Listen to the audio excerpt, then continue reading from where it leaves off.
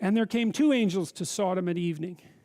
And Lot, remember Lot is Abraham's nephew, sat in the gate of Sodom, and Lot, seeing them, rose up to meet them, and he bowed himself with his face toward the ground. And he said, behold, my lords, turn in, I pray you, into your servant's house, and tarry all night, and wash your feet, and ye shall rise up early and go on your ways. So he's Abraham's nephew and kinsman, and acting in exactly the manner that Abraham does. He shows hospitality to these people. And they said, no, we'll stay in the street all night. And he insisted, he pressed upon them greatly, and they turned in unto him and entered into his house. And he made them a feast and baked unleavened bread, and they did eat. But before they lay down, the men of the city, even the men of Sodom, compassed the house round, both old and young, all the people from every quarter. And they called unto Lot and said unto him, where are the men which came into thee this night? Bring them out to us, that we may know them.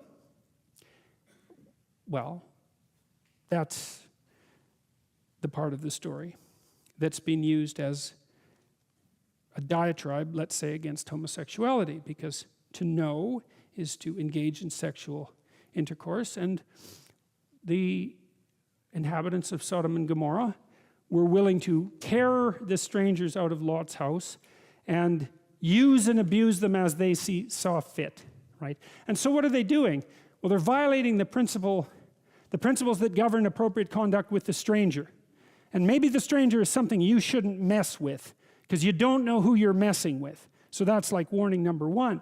Well, and they're violating the essential principles of hospitality. And then there's the sexual thing here, I think, isn't the sexual thing here is something more like the absolute danger of immediate gratification, sexual included, outside the constraints of any civilized structure whatsoever. Right? Because that's as uncivilized behavior as you could possibly hope for, right?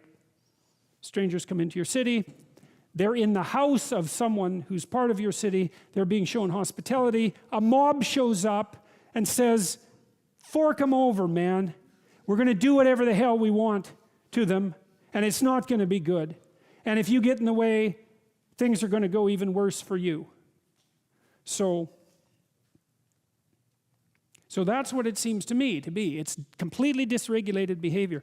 It's behavior that's outside the confines of any civilized structure whatsoever. It's an indication that the social structure of the entire society has collapsed, so that there's nothing left for the inhabitants to do except to engage in the most brutal of immediate gratification and destruction.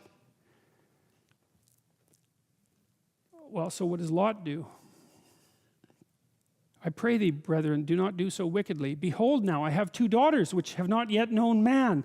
Let me, I pray you, bring them out unto you, and you do to them as is good in your eyes, only unto these men do nothing. And therefore came thee under the shadow of my roof. Well, it's hard to know what to make of that, you know. I mean, it doesn't exactly seem like the advisable thing for Lot to do. But I think at least what it is an indication of the degree to which he took the solemn vow of hospitality seriously. And I think that's the idea that the story is trying to promote. And the angel said, stand back. Oh, and the men said, stand back. And they said again, this one fellow came in to sojourn to talk to us, and he will needs be a judge. Now we'll deal worse with him than with them. And they pressed sore upon the man, even Lot, and came near to break the door. Maybe what Lot thought was something like, well, we're done. Like, we're all done with this mob. And perhaps I can spare some of us. And they pressed sore upon the man, even Lot, and came near to break the door. But the men, this is the angels, put forth their hand and pulled Lot into the house to them and shut the door. And they smote the men that were at the door of the house with blindness, both small and great, so that they wearied themselves to find the door. So they were so corrupt that they were blind and could not see now, even to find the door.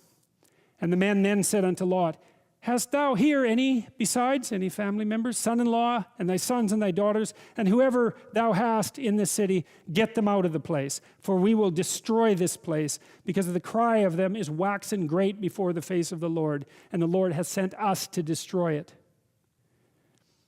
And Lot went out and spake unto his sons-in-law, which married his daughters, and said, Up, you get out of this place, for the Lord will destroy this city.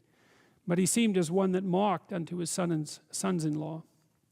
And when the morning arose, then the angels hastened Lot, saying, Arise, take thy wife and thy 2 daughters, which are here, lest thou be consumed in the iniquity of the city.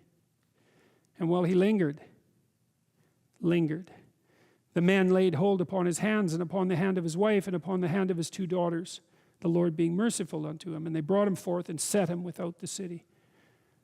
So he's still, this is an indication of the danger of not acting with appropriate haste when the time has come. I mean, Lot's already seen what happened.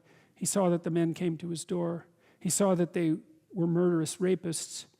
He saw that the angels took them out. And he's still hesitant to leave that place. And so I guess one of the things that this story requires people to ask themselves is, are you in a place that's so bad that you should leave? Or when are you in a place that's so bad that you should leave? And if you are in a place that's so bad that you should leave, then the time to leave is now, because there's no time to waste. And it came to pass, when they had brought them forth abroad, that he said, Escape for thy life, look not behind you, neither stay thou in all the plain. Escape to the mountain, lest thou be consumed. And Lot said to them, Oh, not so, my Lord.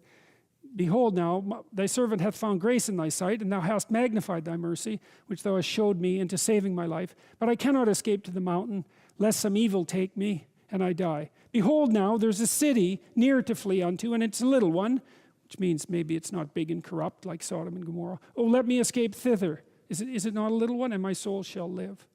Matthew Henry said, Lot lingered, he trifled. Thus many who are under convictions about their spiritual state and the necessity of a change defer that needful work. And he said unto him, See, I have accepted thee, the angel. And he said unto him, See, I have accepted thee concerning this thing also, that I will not overthrow this city for the which thou hast spoken, the small city. Haste thee, escape thither, for I cannot do anything till thou be gone hither. Therefore the name of the city was Zor. That's where Lot went. The sun was risen upon the earth when Lot entered into Zor. Then the Lord rained upon Sodom and upon Gomorrah brimstone and fire from the Lord out of heaven. And he overthrew the cities and all the plain and all the inhabitants of the cities and that which grew upon the ground. But his wife looked back from behind him, and she became a pillar of salt.